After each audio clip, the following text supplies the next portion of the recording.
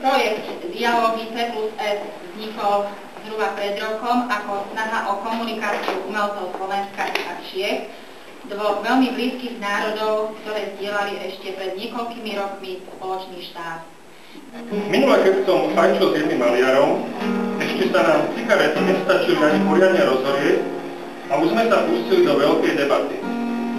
On hovoril veľmi zaujímavo, útavo a skromne. Svoje slová vážil na lekárenský